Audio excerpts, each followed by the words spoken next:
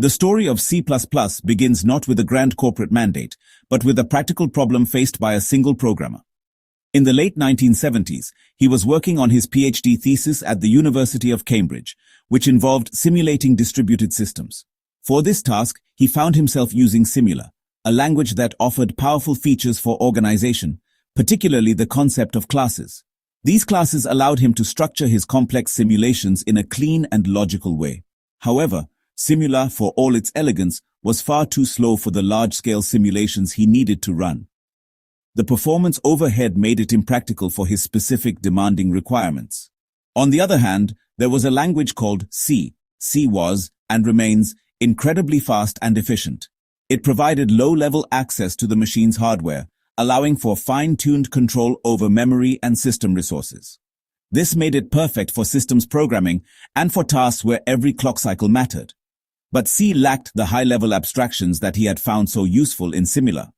Writing large, complex programs in C was a difficult exercise in manual organization.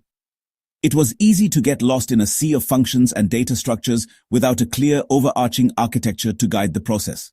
He was caught between two worlds, the elegant but slow world of Simula and the fast but low-level world of C. This dilemma sparked an idea. What if he could combine the best of both worlds? He envisioned a new language that would retain the speed, efficiency, and low-level power of C, but would also incorporate the powerful organizational tools of Simula, namely the concept of classes. This initial project, which he started at Bell Labs in 1979, was first named C with classes. The name was intentionally descriptive. It signaled that this was not a completely new language from scratch, but a superset of C. The primary motivation behind creating C++ was to solve a growing problem in software development managing complexity. As computer hardware became more powerful, the software being built for it grew exponentially more ambitious and, consequently, more complex. Projects involving millions of lines of code were becoming common, and traditional procedural programming languages like C were struggling to provide the necessary tools to manage such scale. Developers needed a way to organize their code into logical self-contained units that could interact with each other in well-defined ways. Without such tools, large software projects would become brittle, difficult to understand, and nearly impossible to maintain or extend over time. The goal was to provide abstractions that did not impose a performance penalty. This principle became known as the zero overhead principle. It states that what you don't use, you don't pay for. And further, what you do use, you couldn't have coded any better by hand. If a feature like virtual functions or templates was used, its implementation should be as efficient as what a skilled programmer would write in a lower-level language to achieve the same effect. This was a direct response to the slowness he had experienced with Simula. He wanted to ensure that developers would not have to choose between writing elegant code and writing fast code. They should be able to do both within the same language. Another key objective was to create a language suitable for a wide range of real-world applications, especially systems programming. This meant C++ had to be capable of doing everything C could do, including direct memory manipulation, low-level hardware interaction, and building operating system kernels or device drivers. It was not intended to be a purely academic language or one confined to a specific niche. It was designed to be a general-purpose tool for professional programmers building serious, performance-critical software. Finally, the language needed to support a smooth transition for the existing community of C programmers. By making C++ a superset of C, he ensured that this investment was not lost. A C programmer could learn C++ incrementally, starting with small features like improved type checking and gradually moving on to classes, inheritance, and templates. The evolution of C++ can be traced through a series of key milestones, beginning with its humble origins as C with classes in 1979. For the first few years, it was an internal project at Bell Labs, a tool used by a small group of developers to build experimental systems. The first major change came in 1983 when the name was changed from C with classes to C++. The ++ was a clever nod to the increment operator in C, signifying that the language was an incremental improvement upon C. The first commercial release of C++ occurred in 1985, accompanied by the publication of my book, The C++ Programming Language. This made the language available outside of Bell Labs for the first time and marked the beginning of its journey toward widespread adoption. Throughout the late 1980s, the language continued to evolve rapidly. Features like templates, which enabled generic programming, and exceptions for error handling were introduced. These additions significantly expanded the language's power, allowing developers to write more flexible and robust code. The language was growing from a niche tool into a mainstream powerhouse for software development. The 1990s were the decade of standardization. As C++'s popularity surged, multiple vendors created their own compilers, each with slight variations and extensions. This created a problem of portability. To solve this, a joint ANSI and ISO committee was formed to produce a formal international standard for the language. This monumental effort culminated in 1998 with the publication of ISO IEC 14882-1998, commonly known as C++98. Following the 1998 standard, the language entered a period of relative stability, with a minor update in 2003, C++03. The next major evolution began in the late 2000s, leading to the C++11 standard. This was a massive update that modernized the language with features like lambda expressions, smart pointers for automatic memory management, and a new concurrency library. C++11 felt like a new language and revitalized the community. Since then, the Standards Committee has adopted a train model, releasing a new standard every 3 years. We have seen C++14, C++17, C++20, and C++23, each bringing significant new features and library components, ensuring that C++ continues to evolve to meet the demands of modern software development. The impact of C++ extends far beyond the code written directly in it. Its design philosophy and syntax have profoundly influenced a generation of subsequent programming languages. Many language creators looked at C++'s success and adopted its core ideas, particularly its C-like syntax and its object-oriented model based on classes and objects. This created a family of languages that feel familiar to anyone who has worked with C++. One of the most prominent examples is Java, which was created at Sun Microsystems in the 1990s. Java's designers explicitly borrowed the syntax of C++, but aimed to simplify it by removing features they considered overly complex, such as manual memory management, operator overloading, and multiple inheritance. Another major language that owes a significant debt to C++ is C#. Developed by Microsoft as part of its .NET framework, C# also uses a syntax that is immediately recognizable to a C++ programmer. Like Java, it is a managed language that runs on a virtual machine, handling memory allocation and garbage collection automatically. Both Java and C# can be seen as attempts to take the object-oriented paradigm popularized by C++ and make it more accessible and safer for enterprise and application development, trading some of C++ low-level control for programmer productivity and robustness. The influence of C++ is not limited to large corporate-backed languages. Many scripting languages also show signs of its DNA. JavaScript, despite its name and very different execution model, adopted a curly brace syntax that is similar to C and C++. Similarly, PHP, a language that powers a huge portion of the web, began as a simple set of tools and evolved into a language with a class-based object model and syntax that clearly echoes C++. Even more recent languages, designed to solve some of the perceived shortcomings of C++, show its influence. Go, developed at Google, uses a similar procedural style with curly braces, but simplifies things by omitting classes and inheritance in favor of interfaces and composition. Rust, developed by Mozilla, is perhaps the most direct spiritual successor. While newer languages often dominate the headlines, C++ remains the invisible foundation upon which much of our modern digital world is built. Its combination of high-level abstraction and low-level control makes it the ideal choice for software that requires maximum performance and direct hardware access. This is most evident in the world of operating systems. Major parts of Microsoft Windows, Apple's macOS, and various Linux distributions are written in C++. These systems manage your computer's resources from memory and CPU cycles to files and network connections. The video game industry is another domain where C++ reigns supreme. Modern games are incredibly complex simulations with stunning graphics, realistic physics, and sophisticated artificial intelligence. To render these immersive worlds in real time requires pushing computer hardware to its absolute limits. Game engines like Unreal Engine and Unity, whose core is written in C++, are built to do just that. C++ allows developers to manage memory precisely, optimize critical code paths, and communicate directly with the graphics processing unit, or GPU. For AAA game development, where performance is the ultimate measure of success, C++ is not just a choice. It is a necessity.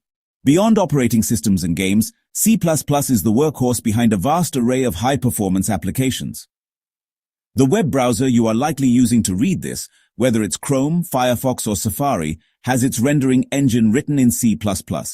These engines are responsible for parsing HTML, CSS, and JavaScript and painting the pixels on your screen, a task that must be done with blistering speed.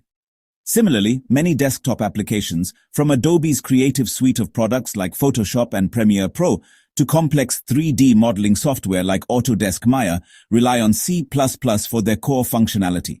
Furthermore, C++ is critical in the world of finance, embedded systems, and scientific computing. High-frequency trading systems, where microseconds can mean the difference between profit and loss, are almost exclusively written in C++. In the embedded world, C++ runs on the microcontrollers inside your car, your medical devices, and the flight control systems of aircraft. It is used to analyze massive datasets at CERN's Large Hadron Collider and to power the databases and search infrastructure at companies like Google and Meta. In today's polyglot programming landscape, languages rarely exist in isolation. C++ plays a crucial role not just as a standalone language, but as a foundational technology that enables and enhances many newer, higher-level languages. A prime example is its relationship with Python. Python is celebrated for its simplicity and rapid development speed, making it a favorite for data science, machine learning, and scripting. However, Python is an interpreted language, which means it can be slow for computationally intensive tasks. To overcome this limitation, many popular Python libraries, such as NumPy-Pandas, TensorFlow, and PyTorch, are actually thin Python wrappers around highly optimized C++ code. This symbiotic relationship allows developers to have the best of both worlds. A similar dynamic exists with JavaScript, particularly in the context of web browsers and Node.js. The V8 JavaScript engine, which powers both Google Chrome and Node.js, is itself a complex and highly optimized C++ application. Its job is to take JavaScript code and compile it into native machine code on the fly, executing it with incredible speed. When you run a JavaScript application, you are actually running a sophisticated C++ program that interprets and executes your code. This allows web applications to be far more powerful and responsive than would be possible with a simple interpreter. The relationship with a newer systems language like Rust is different. It is more of a dialogue than a direct dependency. Rust was designed to address what its creators saw as a fundamental weakness in C++, memory safety. However, the C++ ecosystem is vast, and it is impractical to rewrite trillions of lines of existing C++ code. Therefore, ensuring interoperability between Rust and C++ is a major focus for both communities. Tools and libraries are being actively developed to make it easier to call C++ code from Rust and vice versa. This allows teams to write new safety-critical components in Rust while still linking against and leveraging their massive existing C++ code bases, enabling a gradual and pragmatic migration where it makes sense. Looking toward the future, the question of C++ relevance is often raised. In a world with a constant stream of new and specialized languages, will a language designed in the 1980s remain important? The answer, I believe, is a resounding yes. The fundamental trade-offs in language design have not changed. There will always be a need for a language that provides zero overhead abstraction and direct, low-level control over hardware. As long as we want to push the boundaries of performance in gaming, scientific computing, operating systems, and countless other domains, there will be a place for C++. Its future is not one of replacement, but one of continued evolution and adaptation. The C++ Standards Committee is committed to this process of continuous improvement. The train model of releasing a new standard every 3 years ensures that the language does not stagnate. The committee actively works to incorporate modern programming paradigms and to make the language safer and easier to use without sacrificing its core principles. For example, recent standards have introduced features that simplify resource management, like smart pointers, improve concurrency with threads, futures, and atomics, and add powerful functional programming constructs such as lambda expressions. One of the most significant areas of future development is making C++ safer. For decades, the language has been criticized for issues like manual memory management, which can lead to bugs like buffer overflows and dangling pointers. The community is actively exploring ways to address this. Ultimately, the future of C++ is secure because of its massive, irreplaceable foundation of code and its dedicated community.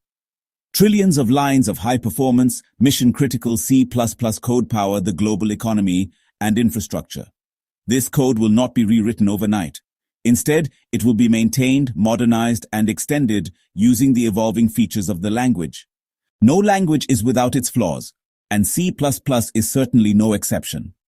Over its long history, it has faced its share of valid criticisms, many of which stem from the very design choices that make it so powerful.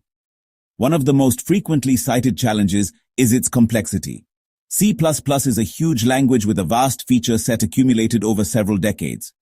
For a newcomer, the learning curve can be incredibly steep.